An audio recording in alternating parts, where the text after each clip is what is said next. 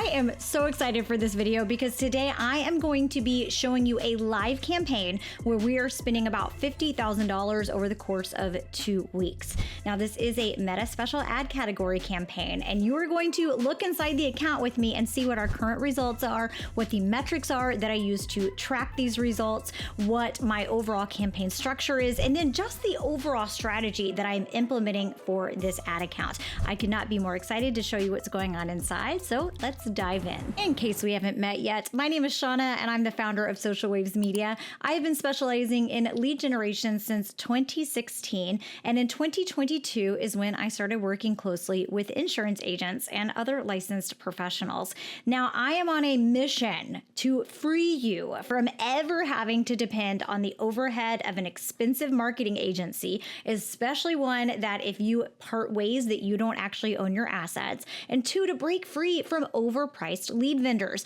because the reality, not only are they overpriced, but the best leads that you can generate are going to be with your own branding, with your own name on them. Now, today we are diving into an ad account. So let me tell you what type of account this is for. So this is for a large group that primarily focuses on 2 different products. So they offer long-term care planning and then also Medicaid look-back planning. Now, this specific one that we're looking at is for a long-term care planning workshop that is coming up. And they go back and forth between having an online workshop where people can sign up, like an evergreen one that's actually recorded, to actually doing live workshops where they run their ads in all the different states that they're licensed in and do just kind of a really big live push. And that's what they're doing right now. Now, we have worked together off and on since 23 as I have been teaching them how to kind of take control of their own lead generation. But when they have really big pushes like this, I have more hands-on in it. So let's dive right into the ad account and let's see what's going on with the results so far. All right, so here we are inside of the ad account, and probably the very first thing that your eyes are being drawn to is just how amazing these campaigns are performing. You can see we've got over 5,835 leads that have registered for this upcoming live online event, and we're only spending about $3.52 per lead, which is amazing. We're going to break down exactly why those numbers are so extremely low. Now, I do want to point out right now, I am filming today. It is November 7th. So today is November 7th, just so that way you can be clear of when we're actually filming this. And I'm going to go ahead and choose maximum results. We first started running these ads on October 27th. So let's kind of walk through what we're looking at here. Now, we are inside of the ad set level. Now, I do have a video that breaks down the campaign structure of the 3 different tabs. We've got campaign, we've got ad set, and ads. But as a little refresher, the way that I like to teach this is it's kind of like we're building a tree. So each campaign has a tree trunk, which is the roots of the operation, which is in this tab. And then inside of that tree trunk, we're going to have 1 or more branches, which is the ad set. And that's the actual audience that we are targeting. And then connected to that are the actual ads or the leaves that people are seeing.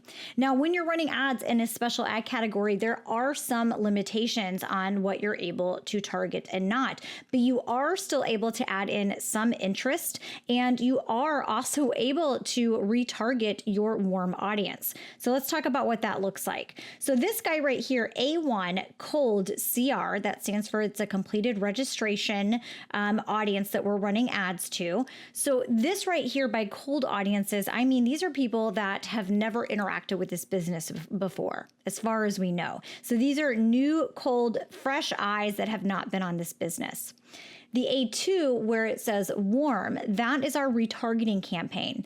And that is where we have loaded it with people that have interacted with this business's Facebook page or their Instagram account in the past. I normally do it between 90 and 180 days. For this specific campaign, because we were going so big, I made my net a lot larger. So we're doing it up to 180 days that they've interacted, or they've even gone to this business's website. In addition to that, we have also uploaded downloaded their customer list that we've generated off of Meta Ads. And this is a list of people that have signed up for a previous workshop, but they haven't converted yet. So we've popped them in so that way we are getting some ads in front of them. And then the third ad set is a cold ad set. And technically speaking, the targeting is exactly the same as A1. So the targeting is the same, but the ads that we are running is a completely different approach that we've never taken before. So typically when I run a campaign that is a lifetime campaign, so we've got a start date and an end date, I will run that campaign based on CBO or campaign budget optimization. So I'll plop the budget at the tree roots of the operation and I'll say,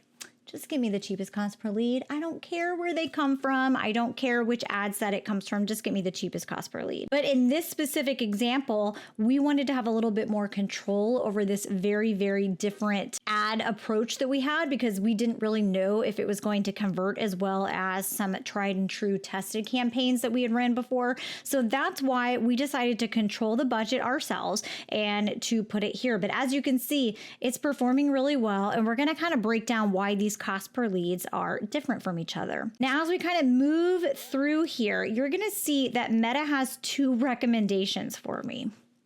So I like to always say that Meta likes to serve your ads always in all ways. Meta is always looking for ways to say, just stop trying to control anything that we do and just let us do what we want, okay? And when it comes to lead generation, there are certain aspects that you absolutely need to take control of. So this right here is saying that we should just use an Advantage Plus audience setting instead of actually controlling it and having inside of there that we are targeting this specific audience, that we are retargeting people. So it's a little bit smaller. So they're saying, just let us do that. And then they're also going to be saying on at least some of these, they're going to be saying that we should be using Advantage Plus placement, which would mean that we allow them to serve our ads in all the different placements. We don't want to do that. We never want to use Audience Network, and we never want to use some other specific placements when it comes to lead generation. They just don't convert very well. So let's scoot on through. Now I'm calling these leads, but technically this is a campaign running for website completed registration. So these ads are all running to a landing page. Now, fun fact, when I first started working with this group in the beginning of 24, we were running ads and we got some ads that were performing really well, but it was their landing page that was lacking in the conversion rate. And they made two changes that I recommended, and it completely changed how their landing page converted. And the biggest change that they made was when someone lands on your website and they land on mobile, the button to sign up should be above the fold. It should be up where we've got the headline, the subheading of what it's actually about, and then a button that they can click on. They don't have to scroll down to actually find the button. And that really helped with their landing page conversion rate. So we are running these to their website technically, and let's kind of look at what these numbers look like. So here's kind of an interesting fact. I am looking right here at the CPM, their cost per meal or the cost per 1,000 impressions. And this ad account is getting killer CPM. It is absolutely possible for you to have a really good CPM, which is the price that they're charging you to get in front of the audience.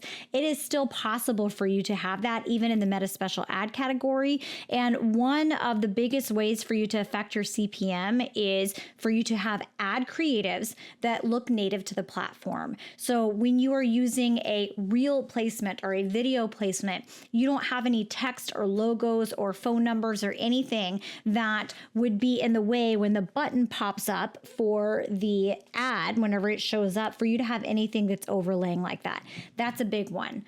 Other ways that you can reduce your CPM is by being a very predictable ad account. So we're not sporadic. We're not constantly making lots of changes.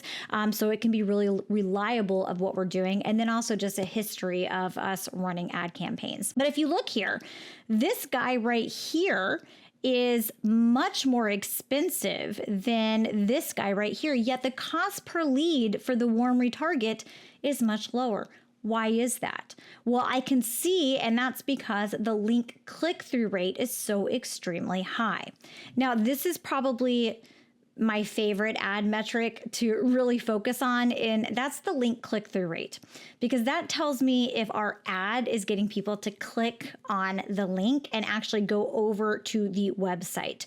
So if this is super low, then I know our ads aren't getting people to click over, and that's what I need to fix. But if my link click-through rate is really high, but no one's converting, then I need to figure out, one, if there's something wrong with the landing page, or two, if there's not enough synergy between the messaging on the ad to when they got over to the actual website, because those two things need to play nicely together and really be able to have some synergy between the two. So you can see here, this link click-through rate is just amazing. My goal is for this to be above 1%, especially in a regulated industry. I would even say like a 0.85 is something that I would be like, okay, that's looking pretty good. But I like for it to be around 1%. Then I scoot down and I look at the difference between the reach and the impressions. So the reach is the individual people that have seen this ad, and the impressions are the number of eyeballs that have seen these ads. We're going to scoot on down. We're going to take a look at the clicks, and also then the link clicks, and then the landing page views. So clicks just means how many people have clicked on the ad, how many people have interacted with it in some way.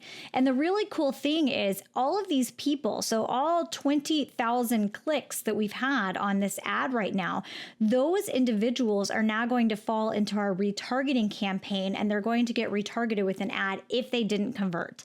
Because of course, in our warm campaign, we've made sure that we include anyone that we want to retarget, but we have excluded anyone that has converted for this specific workshop. Then we're going to scoot down. We're going to see how many actually clicked on the link and versus how many landed on the landing page. Now, this is a beautiful number right here. So the difference between a link click means they clicked on the link.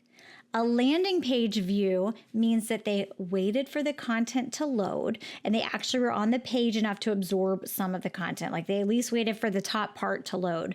So when I'm teaching agents to very first take control of their lead generation, I typically teach them to start with a lead form because it is native to the platform. You don't have to be tech savvy to set it up. It's already optimized for mobile. You're not going to lose a lot of people between the click and the form actually opening up. Because when we have a landing page, we have to worry about so many other elements. And some of those are just the speed at which it loads up. And then the next thing that we have to worry about is the landing page conversion rate. Now, this is a custom metric that I created on the back end when you can customize your columns to make sure that I'm tracking to see what percentage our landing page is converting. And this one is pretty good. I like it to be above 20%. So the way that you get your landing page conversion rate is you take the number of conversions. So we would take, there's 1,500 right here, 1,546, and we would divide that by how many landing page views that we got. And that would give us what percentage of those people who got to the landing page actually converted. So if this number was, I would say, under 20%, then that would be our hole that we need to be really making sure that we patch up in order to make sure that our entire campaign is working and converting the way that we want it to. So that is what is going on inside of this ad account as an overview. Now, I don't anticipate there being many other changes that we need to do. We just need to sit back, relax, and let the algorithm do its thing until our end date that runs out here in about 10 days. Now, I like to always say that marketing or lead generation is truly the science of data mixed with the art of intuition with the skill to execute. And what we primarily talked about here was the skill to execute, so understanding the platform, and also what we really focused on was the science of data. So I hope that in us breaking down these metrics, you're able to understand how actually looking at the data and knowing what metrics to look at are what's going to make the difference in us making good decisions and moving forward to continuously be able to optimize this ad account and be able to generate consistent results.